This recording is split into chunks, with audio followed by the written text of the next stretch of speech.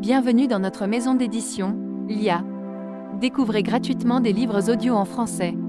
Pour ne pas manquer nos prochaines vidéos, abonnez-vous à notre chaîne. Le rire essai sur la signification du comique, par Henri Bergson, lu par Julia Maloney. Pour améliorer votre expérience de lecture, vous pouvez activer le sous-titrage et ajuster la vitesse de lecture. 5. Avant d'aller plus loin, reposons-nous un moment et jetons un coup d'œil autour de nous. Nous le faisions pressentir au début de ce travail, il serait chimérique de vouloir tirer tous les effets comiques d'une seule formule simple. La formule existe bien, en un certain sens, mais elle ne se déroule pas régulièrement. Nous voulons dire que la déduction doit s'arrêter de loin en loin à quelques effets dominateurs, et que ces effets apparaissent chacun comme des modèles autour desquels se disposent, en cercle, de nouveaux effets qui leur ressemblent. Ces derniers ne se déduisent pas de la formule, mais ils sont comiques par leur parenté avec ceux qui s'en déduisent. Pour citer encore une fois Pascal, nous définirons volontiers ici la marche de l'esprit par la courbe que ce géomètre étudia sous le nom de roulette, la courbie que décrit un point de la circonférence d'une roue quand la voiture avance en ligne droite. Ce point tourne comme la roue, mais il avance aussi comme la voiture. Ou bien encore il faudra penser à une grande route fortière, avec des croix ou carrefours qui la jalonnent de loin en loin. À chaque carrefour on tournera autour de la croix, on poussera une reconnaissance dans les voies qui s'ouvrent, après quoi l'on reviendra, à la direction première. Nous sommes à un de ces carrefours. Du mécanique plaqué sur du vivant, voilà une croix où il faut s'arrêter, image centrale d'où l'imagination rayonne dans des directions divergentes. Quelles sont ces directions? On en aperçoit trois principales. Nous allons les suivre l'une après l'autre, puis nous reprendrons notre chemin en ligne droite. 1. D'abord, cette vision du mécanique et du vivant insérés l'un dans l'autre nous fait obliquer vers l'image plus vague d'une raideur quelconque appliquée sur la mobilité de la vie, s'essayant maladroitement à en suivre les lignes et à en contrefaire la souplesse. On devine alors combien il sera facile à un vêtement de devenir ridicule. On pourrait presque dire que toute mode est risible par quelque côté. Seulement, quand il s'agit de la mode actuelle, nous y sommes tellement habitués que le vêtement nous paraît faire corps avec ceux qui le portent. Notre imagination ne l'en détache pas. L'idée ne nous vient plus d'opposer la rigidité inerte de l'enveloppe à la souplesse vivante de l'objet enveloppé. Le comique reste donc ici à l'état latent. Tout au plus réussira-t-il à percer quand l'incompatibilité naturelle sera si profonde entre l'enveloppant et l'enveloppé qu'un rapprochement même séculaire n'aura pas réussi à consolider leur union. Tel est le cas du chapeau à haute forme, par exemple. Mais supposez un original qui s'habille aujourd'hui à la mode d'autrefois. Notre attention est appelée alors sur le costume, nous le distinguons absolument de la personne, nous disons que la personne se déguise, comme si tout vêtement ne déguisait pas, et le côté risible de la mode passe de l'ombre à la lumière. Nous commençons à entrevoir ici quelques-unes des grosses difficultés de détail que le problème du comique soulève. Une des raisons qui ont dû susciter bien des théories erronées ou insuffisantes du rire, c'est que beaucoup de choses sont comiques en droit sans l'être en fait, la continuité de l'usage ayant assoupi en elle la vertu comique. Il faut une solution brusque de continuité, une rupture avec la mode, pour que cette vertu se réveille.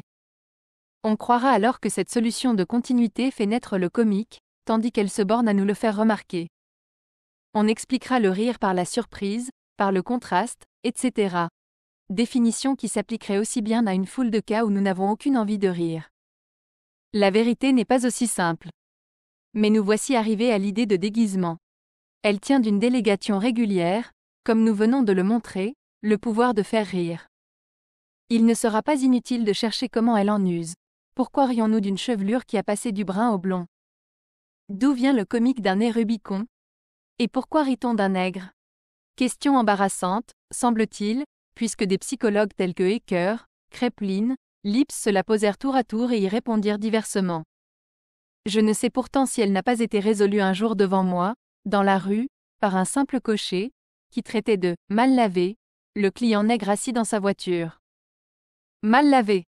Un visage noir serait donc pour notre imagination un visage barbouillé d'encre ou de suie. Et, conséquemment, un nez rouge ne peut être qu'un nez sur lequel on a passé une couche de vermillon. Voici donc que le déguisement a passé quelque chose de sa vertu comique à des cas où l'on ne se déguise plus, mais où l'on aurait pu se déguiser. Tout à l'heure, le vêtement habituel avait beau être distinct de la personne. Il nous semblait faire corps avec elle, parce que nous étions accoutumés à le voir.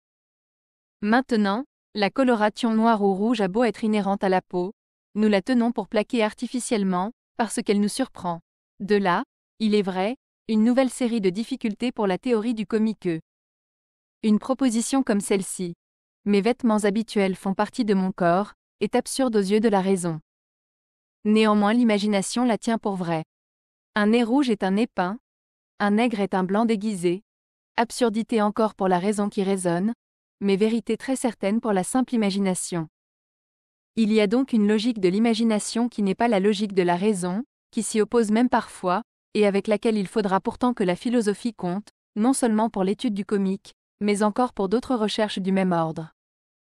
C'est quelque chose comme la logique du rêve, mais d'un rêve qui ne serait pas abandonné aux caprices de la fantaisie individuelle, étant le rêve rêvé par la société entière.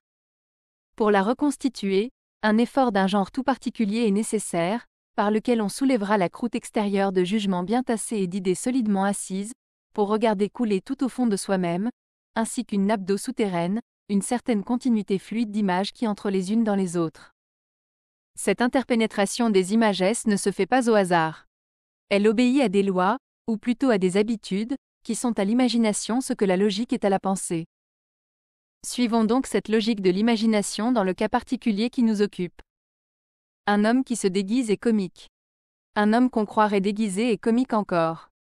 Par extension, tout déguisement va devenir comique, non pas seulement celui de l'homme, mais celui de la société également, et même celui de la nature. Commençons par la nature. On rit d'un chien à moitié tondu, d'un parterre aux fleurs artificiellement colorées, d'un bois dont les arbres sont tapissés d'affiches électorales, etc. Cherchez la raison. Vous verrez qu'on pense à une mascarade. Mais le comique, ici, est bien atténué. Il est trop loin de la source. Veut-on le renforcer? Il faudra remonter à la source même, ramener l'image dérivée, celle d'une mascarade, à l'image primitive, qui était, on s'en souvient, celle d'un trucage mécanique de la vie. Une nature truquée mécaniquement, voilà alors un motif franchement comique, sur lequel la fantaisie pourra exécuter des variations avec la certitude d'obtenir un succès de gros rire.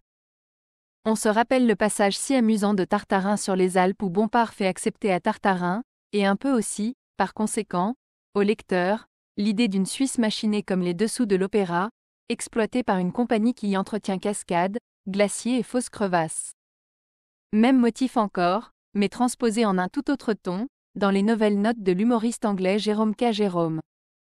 Une vieille châtelaine, qui ne veut pas que ses bonnes œuvres lui causent trop de dérangements, fait installer à proximité de sa demeure des athées à convertir qu'on lui a fabriqués tout exprès, de braves gens dont on a fait des ivrognes pour qu'elle pût les guérir de leurs vices, etc. Il y a des mots comiques où ce motif se retrouve à l'état de résonance lointaine, mêlé à une naïveté, sincère ou feinte, qui lui sert d'accompagnement. Par exemple, le mot d'une dame que l'astronome Cassini avait invité à venir voir une éclipse de lune, et qui arriva en retard. Monsieur de Cassini voudra bien recommencer pour moi. Ou encore cette exclamation d'un personnage de Gondinet, arrivant dans une ville et apprenant qu'il existe un volcan éteint aux environs. Ils avaient un volcan, et ils l'ont laissé s'éteindre. Passons à la société. Vivant en elle, vivant par elle, nous ne pouvons nous empêcher de la traiter comme un être vivant. Risible sera donc une image qui nous suggérera l'idée d'une société qui se déguise et, pour ainsi dire, d'une mascarade sociale. Or cette idée se forme dès que nous apercevons de l'inerte, du tout fait, du confectionné enfin, à la surface de la société vivante. C'est de la raideur encore, et qui jure avec la souplesse intérieure de la vie. Le côté cérémonieux de la vie sociale devra donc renfermer un comique latent, lequel n'attendra qu'une occasion pour éclater au grand jour. On pourrait dire que les cérémonies sont au corps social ce que le vêtement est au corps individuel. Elles doivent leur gravité à ce qu'elles s'identifient pour nous avec l'objet sérieux auquel l'usage les attache, elles perdent cette gravité dès que notre imagination les en isole. De sorte qu'il suffit, pour qu'une cérémonie devienne comique, que notre attention se concentre sur ce qu'elle a de cérémonieux, et que nous négligions sa matière, comme disent les philosophes, pour ne plus penser qu'à sa forme. Inutile d'insister sur ce point. Chacun sait avec quelle facilité la verve comique s'exerce sur les actes sociaux à forme arrêtée, depuis une simple distribution de récompenses jusqu'à une séance de tribunal. Autant de formes et de formules, autant de cadres tout faits où le comique s'insérera, mais ici encore on accentuera le comique en le rapprochant de sa source. De l'idée de travestissement, qui est dérivée, il faudra remonter alors à l'idée primitive, celle d'un mécanisme superposé à la vie. Déjà la forme compassée de tout cérémonial nous suggère une image de ce genre. Dès que nous oublions l'objet grave d'une solennité ou d'une cérémonie, ceux qui y prennent part nous font l'effet de s'y mouvoir comme des marionnettes. Leur mobilité se règle sur l'immobilité d'une formule. C'est de l'automatisme. Mais l'automatisme parfait sera, par exemple, celui du fonctionnaire fonctionnant comme une simple machine, ou encore l'inconscience d'un règlement administratif s'appliquant avec une fatalité inexorable et se prenant pour une loi de la nature. Il y a déjà un certain nombre d'années, un paquebot fit naufraguer dans les environs de Dieppe. Quelques passagers se sauvaient à grand-peine dans une embarcation. Des douaniers, qui s'étaient bravement portés à leur secours, commencèrent par leur demander s'ils n'avaient rien à déclarer. Je trouve quelque chose d'analogue, quoique l'idée soit plus subtile, dans ce mot d'un député interpellant le ministre au lendemain d'un crime commis en chemin de fer. L'assassin, après avoir achevé sa victime, a dû descendre du train à contrevoie, en violation des règlements administratifs. Un mécanisme inséré dans la nature, une réglementation automatique de la société, voilà, en somme, les deux types d'effets amusants où nous aboutissons. Il nous reste, pour conclure, à les combiner ensemble et à voir ce qui en résultera. Le résultat de la combinaison, ce sera évidemment l'idée d'une réglementation humaine se substituant aux lois mêmes de la nature. On se rappelle la réponse de Seganarelle à Géronte quand celui-ci lui fait observer que le cœur est du côté gauche et le foie du côté droit. Oui, cela était autrefois ainsi, mais nous avons changé tout cela, et nous faisons maintenant la médecine d'une méthode toute nouvelle. Et la consultation des deux médecins de Monsieur de Poursognac, le raisonnement que vous en avez fait est si docte et si beau qu'il est impossible que le malade ne soit pas mélancolique hypocondriaque. Et quand il ne le serait pas, il faudrait qu'il le devînt, pour la beauté des choses que vous avez dites et la justesse du raisonnement que vous avez fait. Nous pourrions multiplier les exemples. Nous n'aurions qu'à faire défiler devant nous, l'un après l'autre, tous les médecins de Molière. Si loin que paraisse d'ailleurs aller ici la fantaisie comique, la réalité se charge quelquefois de la dépasser. Un philosophe contemporain, argumentateur à outrance, auquel on représentait que ses raisonnements irréprochablement déduits avaient l'expérience contre eux, mit fin à la discussion par cette simple parole. L'expérience a tort. C'est que l'idée de régler administrativement la vie est plus répandue qu'on ne le pense. Elle est naturelle à sa manière, quoique nous venions de l'obtenir par un procédé de recomposition. On pourrait dire qu'elle nous livre la quintessence même du pédantisme, lequel n'est guère autre chose, au fond, que l'art prétendant en remontrer à la nature. Ainsi, en résumé, le même effet va toujours se subtilisant, depuis l'idée d'une mécanisation artificielle du corps humain, si l'on peut s'exprimer ainsi, jusqu'à celle d'une substitution quelconque de l'artificiel au naturel. Une logique de moins en moins serrée, qui ressemble de plus en plus à la logique des songes, transporte la même relation dans des sphères de plus en plus hautes, entre des termes de plus en plus immatériels, un règlement administratif finissant par être à une loi naturelle ou morale, par exemple, ce que le vêtement confectionné est au corps qui vit. Des trois directions où nous devions nous engager, nous avons suivi maintenant la première jusqu'au bout. Passons à la seconde, et voyons où elle nous conduira. 2. Du mécanique plaqué sur du vivant, voilà encore notre point de départ. D'où venait ici le comique? De ce que le corps vivant se raidissait en machine. Le corps vivant nous semblait donc devoir être la souplesse parfaite, l'activité toujours en éveil d'un principe toujours en travail. Mais cette activité appartiendrait réellement à l'âme plutôt qu'au corps. Elle serait la flamme même de la vie, allumée en nous par un principe supérieur, et aperçue à travers le corps par un effet de transparence. Quand nous ne voyons dans le corps vivant que grâce et souplesse, c'est que nous négligeons ce qu'il y a en lui de pesant, de résistant, de matériel enfin. Nous oublions sa matérialité pour ne penser qu'à sa vitalité, vitalité que notre imagination attribue au principe même de la vie intellectuelle et morale. Mais supposons qu'on appelle notre attention sur cette matérialité du corps. Supposons qu'au lieu de participer de la légèreté du principe qui l'anime, le corps ne soit plus à nos yeux qu'une enveloppe lourde et embarrassante, lest importun qui retient à terre une âme impatiente de quitter le sol. Alors le corps deviendra pour l'âme ce que le vêtement était tout à l'heure pour le corps lui-même, une matière inerte posée sur une énergie vivante. Et l'impression du comique se produira dès que nous aurons le sentiment net de cette superposition. Nous l'aurons surtout quand on nous montrera l'âme taquinée par les besoins du corps, d'un côté la personnalité morale avec son énergie intelligemment variée, de l'autre le corps stupidement monotone, intervenant et interrompant avec son obstination de machine. Plus ces exigences du corps seront mesquines et uniformément répétées, plus l'effet sera saisissant.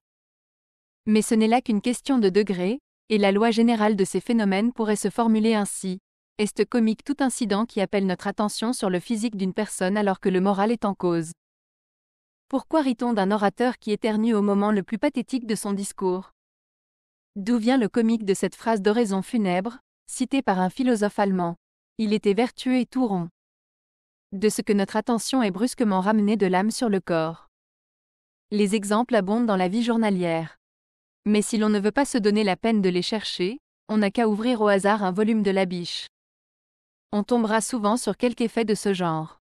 Ici c'est un orateur dont les plus belles périodes sont coupées par les élancements d'une dent malade, ailleurs c'est un personnage qui ne prend jamais la parole sans s'interrompre pour se plaindre de ses souliers trop étroits ou de sa ceinture trop serrée, etc. Une personne que son corps embarrasse, voilà l'image qui nous est suggérée dans ces exemples. Si un embonpoint excessif est risible, c'est sans doute parce qu'il évoque une image du même genre. Et c'est là encore ce qui rend quelquefois la timidité un peu ridicule. Le timide peut donner l'impression d'une personne que son corps gêne, et qui cherche autour d'elle un endroit où le déposer. Aussi le poète tragique a-t-il soin d'éviter tout ce qui pourrait appeler notre attention sur la matérialité de ses héros. Dès que le souci du corps intervient, une infiltration comique est à craindre. C'est pourquoi les héros de tragédie ne boivent pas, ne mangent pas, ne se chauffent pas. Même, autant que possible, ils ne s'assoient pas. S'asseoir au milieu d'une tirade serait se rappeler qu'on a un corps.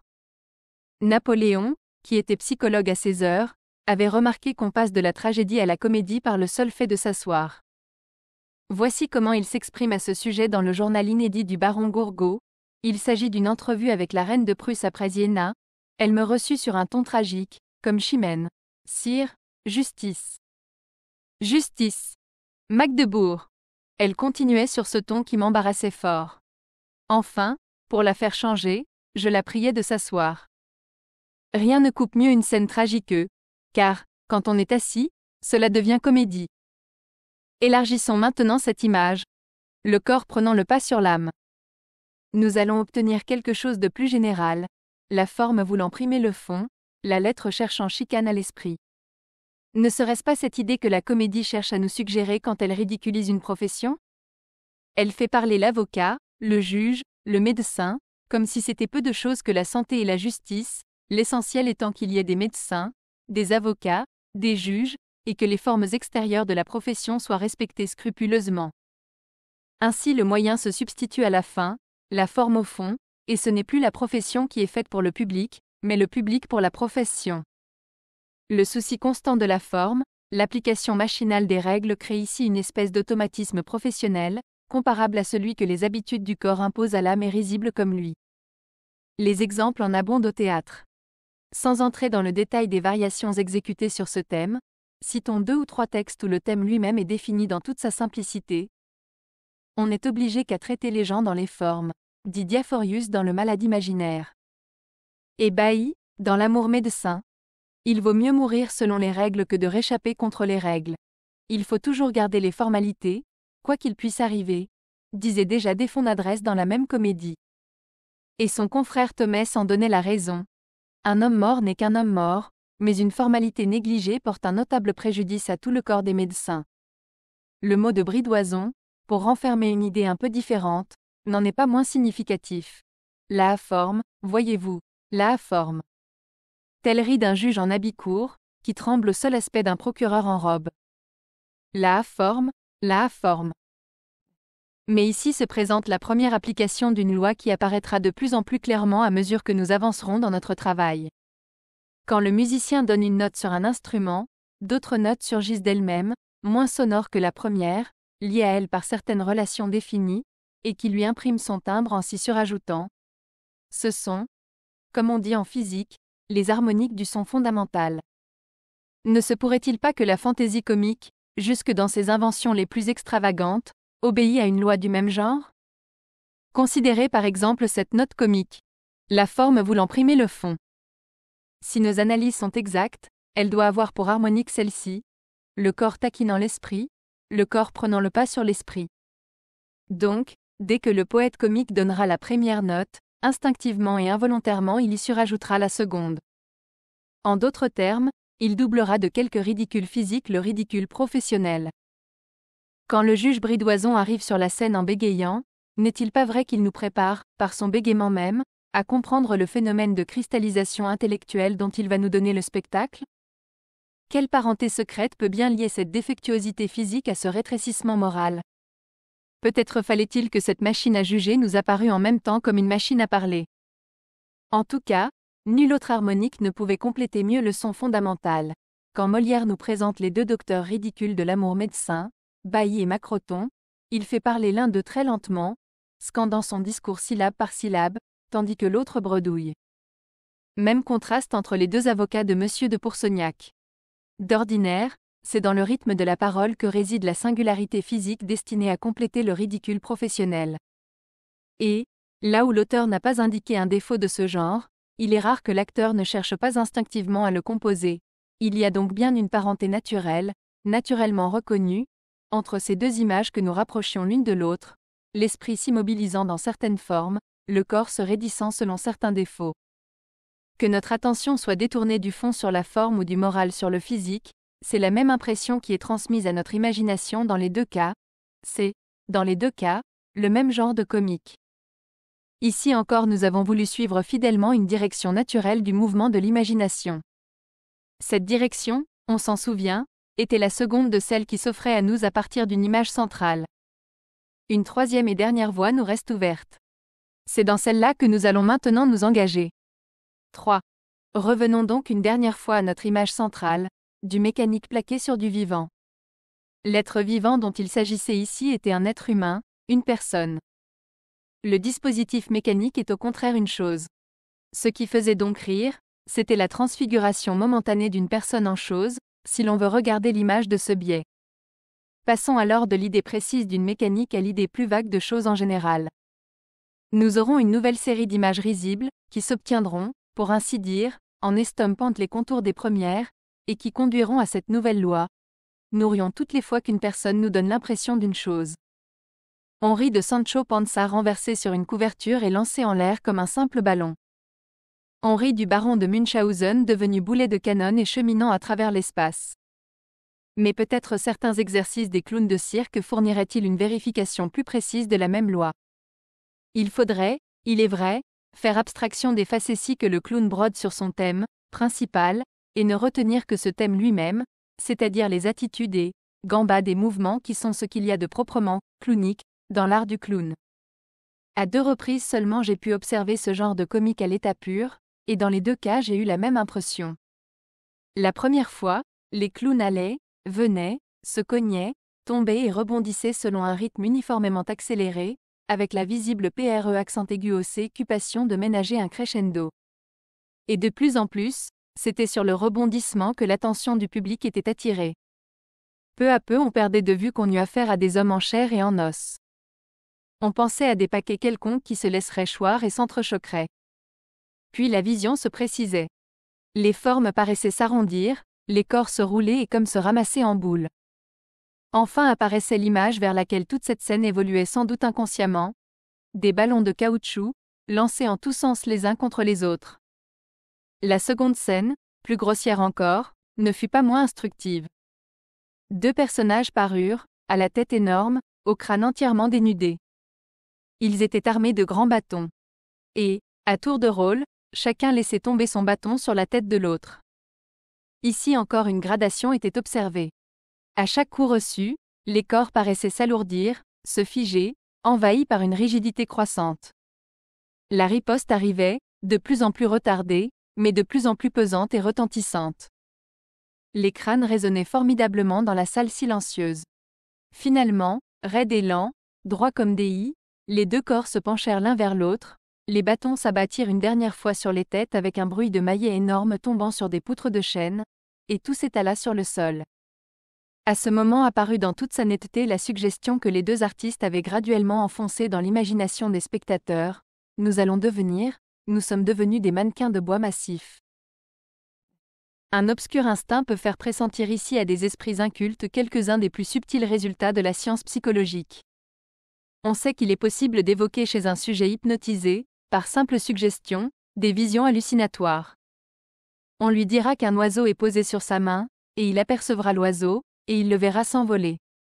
Mais il s'en faut que la suggestion soit toujours acceptée avec une pareille docilité. Souvent le magnétiseur ne réussit à la faire pénétrer que peu à peu, par insinuation graduelle. Il partira alors des objets réellement perçus par le sujet, et il tâchera d'en rendre la perception de plus en plus confuse. Puis, de degré en degré, il fera sortir de cette confusion la forme précise de l'objet dont il veut créer l'hallucination. C'est ainsi qu'il arrive à bien des personnes, quand elles vont s'endormir, de voir ces masses colorées, fluides et informes, qui occupent le champ de la vision, se solidifier insensiblement en objets distincts. Le passage graduel du confus au distinct est donc le procédé de suggestion par excellence. Je crois qu'on le retrouverait au fond de beaucoup de suggestions comiques, surtout dans le comique grossier, là où paraît s'accomplir sous nos yeux la transformation d'une personne en chose. Mais il y a d'autres procédés plus discrets, en usage chez les poètes par exemple, qui tendent peut-être inconsciemment à la même fin. On peut, par certains dispositifs de rythme, de rime et d'assonance, bercer notre imagination, la ramener du même au même en un balancement régulier, et la préparer ainsi à recevoir docilement la vision suggérée. Écoutez ces vers de Régnard, et voyez si l'image fuyante d'une poupée ne traverserait pas le champ de votre imagination. Plus, il doit à main particulier, la somme de 10 001 livres une obole, pour l'avoir sans relâche un an sur sa parole, habillé, voituré, chauffé, chaussé, ganté, alimenté, rasé, désaltéré, porté. Ne trouvez-vous pas quelque chose du même genre dans ce couplet de Figaro? Quoiqu'on cherche peut-être ici à suggérer l'image d'un animal plutôt que celle d'une chose. Quel homme est-ce? C'est un beau, gros, court, jeune vieillard, gris pommelé, rusé, rasé, blasé, qui guette et furette, et gronde et geint tout à la fois. Entre ces scènes très grossières et ces suggestions très subtiles, il y a place pour une multitude innombrable d'effets amusants, tous ceux qu'on obtient en s'exprimant sur des personnes comme on le ferait sur de simples choses. Cueillons-en un ou deux exemples dans le théâtre de la Biche, où ils abondent. Monsieur Perrichon, au moment de monter en wagon, s'assure qu'il n'oublie aucun de ses colis. 4, 5, 6, ma femme 7, ma fille 8 et moi 9. Il y a une autre pièce où un père vante la science de sa fille en ces termes. Elle vous dira sans broncher tous les rois de France qui ont eu lieu. Ceux qui ont eu lieu, sans précisément convertir les rois en simples choses, les assimile à des événements impersonnels. Notons-le à propos de ce dernier exemple. Il n'est pas nécessaire d'aller jusqu'au bout de l'identification entre la personne et la chose pour que l'effet comique se produise. Il suffit qu'on entre dans cette voie, en affectant, par exemple, de confondre la personne avec la fonction qu'elle exerce. Je ne citerai que ce mot d'un maire de village dans un roman de Baut, Monsieur le préfet, qui nous a toujours conservé la même bienveillance, quoiqu'on l'ait changé plusieurs fois depuis. Tous ces mots sont faits sur le même modèle. Nous pourrions en composer indéfiniment, maintenant que nous possédons la formule. Mais l'art du conteur et du vaudevilliste ne consiste pas simplement à composer le mot. Le difficile est de donner au mot sa force de suggestion, c'est-à-dire de le rendre acceptable.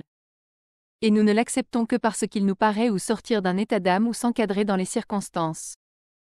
Ainsi nous savons que Monsieur Perrichon est très ému au moment de faire son premier voyage. L'expression « avoir lieu » est de celles qui ont dû reparaître bien des fois dans les leçons récitées par la fille devant son père. Elle nous fait penser à une récitation. Et enfin l'admiration de la machine administrative pourrait, à la rigueur, aller jusqu'à nous faire croire que rien n'est changé au préfet quand il change de nom, et que la fonction s'accomplit indépendamment du fonctionnaire. Nous voilà bien loin de la cause originelle du rire. Telle forme comique, inexplicable par elle-même, ne se comprend en effet que par sa ressemblance avec une autre, laquelle ne nous fait rire que par sa parenté avec une troisième, et ainsi de suite pendant très longtemps, de sorte que l'analyse psychologique, si éclairée et si pénétrante qu'on la suppose, s'égarera nécessairement si elle ne tient pas le fil le long duquel l'impression comique a cheminé d'une extrémité de la série à l'autre. D'où vient cette continuité de progrès? Quelle est donc la pression? Quelle est l'étrange poussée qui fait glisser ainsi le comique d'image en image, de plus en plus loin du point d'origine, jusqu'à ce qu'il se fractionne et se perde en analogies infiniment lointaines? Mais quelle est la force qui divise et subdivise les branches de l'arbre en rameaux, la racine en radicelles? Une loi inéluctable condamne ainsi toute énergie vivante, pour le peu qu'il lui est alloué de temps, à couvrir le plus qu'elle pourra d'espace. Or c'est bien une énergie vivante que la fantaisie comique, plante singulière qui a poussé vigoureusement sur les parties rocailleuses du sol social, en attendant que la culture lui permît de rivaliser avec les produits les plus raffinés de l'art. Nous sommes loin du grand art, il est vrai, avec les exemples de comiques qui viennent de passer sous nos yeux. Mais nous nous en rapprocherons déjà davantage, sans y atteindre tout à fait encore, dans le chapitre qui va suivre. Au-dessous de l'art, il y a l'artifice. C'est dans cette zone des artifices, mitoyenne entre la nature et l'art, que nous pénétrons maintenant. Nous allons traiter du vaudevilliste et de l'homme d'esprit. Cliquez sur I, en haut à droite de votre écran pour choisir le livre audio que vous aimeriez découvrir. Si cette vidéo vous a plu, vous pouvez mettre un « j'aime » et la partager à vos amis. Par ailleurs, visitez notre bibliothèque sur audible.fr pour explorer notre vaste sélection de livres audio réalisés par l'IA.